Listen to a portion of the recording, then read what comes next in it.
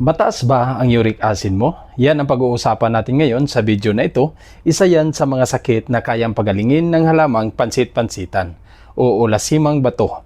Sa palagay ko, nakakakita ka na nito dahil ang halamang ito madalas lang itong tumutubo sa tabi-tabi. Kung titignan mo ito, ang dahon nito ay may hugis na puso at ang mga sanga nito ay malalambot lang at may nakadikit na parang buto. At ang tawag nito sa English ay shiny bus. At alam mo bang kasama na ito sa mga nirekomenda ng Department of Health o DOH na isang halamang gamot dahil sa kakayahan nito na makapagpagaling sa iba't ibang uri ng sakit.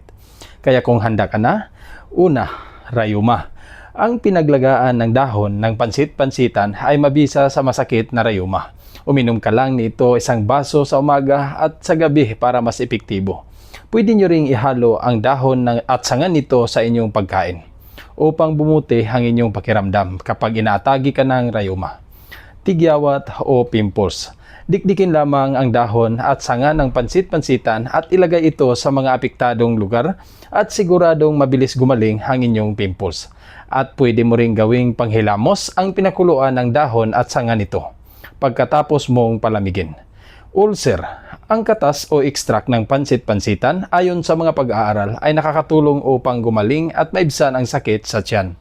Dahil ito sa binibigay na proteksyon ng pansit-pansitan sa gastric mucosa o mucous membranes layer sa ating bituka. At dahil dito, maaari nitong mapabilis ang paggaling ng ulcer. Cancer, nagtataglay ng napakaraming piperimin E ang pansit-pansitan. Ang piperimin E ay kilalang pumipigil sa mga cancer cells at sa katunayan nga may bagong pag-aaral ang nagsasabing ang pansit-pansitan ay epektibo para maiwasan ang pagkakaroon ng cancer. Ibig sabihin mabuti ang halamang pansit-pansitan upang bumaba ang tsansa ng pagkakaroon ng cancer ng isang tao. Dahil yan sa kanyang anti-cancer properties. Sabi nga nila, prevention is better than cure. Bali sa buto o fracture. Ang katas ng buong halaman ng pansit-pansitan ay napatunayang nagpapabilis ng paggaling ng mga fracture sa mga buto. Kapag pinahid ito sa mga parte na may bali, mapapabilis nito ang healing process dahil na rin sa rich mineral content na meron sa pansit-pansitan. Antioxidants. Isa ito sa pinakaimportanteng benepisyo ng pansit-pansitan. Ang katas ng pansit-pansitan ay napatunayang nagtataglay ng free radicals scavenging activities. Ibig sabihin, mainam ang halamang gamot na ito para maging protektado ang katawan laban sa sakit dulot ng free radicals. Ang free radicals ay isa sa sanhi ng mga sakit sa puso, katarata at marami pang iba. Alipunga at buni. Dahil ang pansit-pansitan ay mayroong antifungal properties, epektibo ito para sa iba't ibang klase ng fungal infection na nagdudulot ng sakit tulad na lang ng alipunga sa paa at buni sa iba't ibang bahagi ng katawan. Ipahid lamang ang katas ng pansit-pansitan sa mga apektadong balat. At sa alipunga naman, pwedeng ibabad ang paa sa pinagkuluan ng dahon ng pansit-pansitan.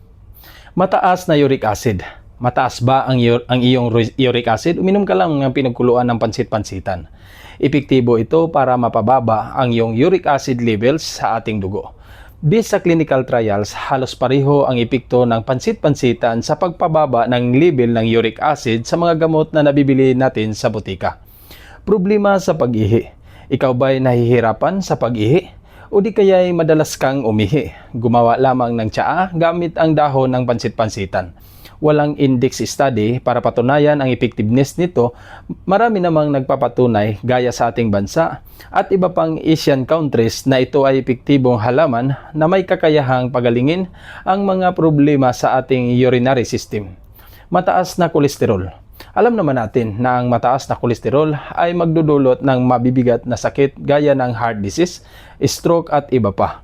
Kasi kahit anong edad mo, basta ang importante, nasa normal ang level ng iyong kolesterol.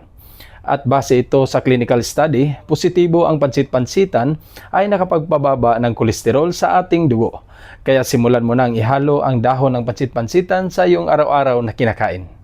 Pigsa. Isa sa pinakakumon na sakit sa balat ng mga Pilipino ang pigsa. Makakatulong ito ang dinikdik na dahon ng pansit-pansitan para sa napakasakit na pigsa. Itapa lamang ito sa pigsa at isisigurado ko sa iyo na bibilis itong gumaling. May antibacterial at anti-inflammatory ang pansit-pansitan, kaya maganda talaga ito para sa may mga pigsa. Namamagang mata. Kung namamaga ang mata mo o eye inflammation, sa South America, common na ginagamit ang pansit-pansitan upang gumaling kaagad at mawala ang pamamaga ng mata. Ginagamit nila ang katas ng sanga at dahon nito at pinapatak sa kanilang mga mata, masakit na ulo. Kung ikaw ay may headache o migraine, magpainit lamang ng dahon ng pansit-pansitan at ilagay ito sa inyong noo. Ayon kasi sa pag-aaral, mas mabilis mawala ang headache kapag gawin ito. Napaka-epektibo nito at matagal na itong ginagamit sa iba't ibang lugar sa Pilipinas.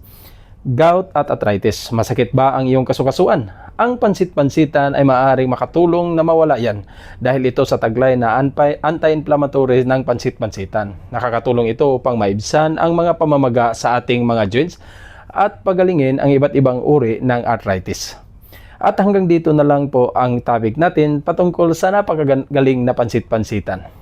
Paalala lang po, kung sakaling may pagdududa ka para gamitin ito, mas nakabubuti na magtanong ka sa iyong mga doktor para sa karagdagang impormasyon, okay? Sana makatulong ito sa inyong lahat. Maraming salamat po.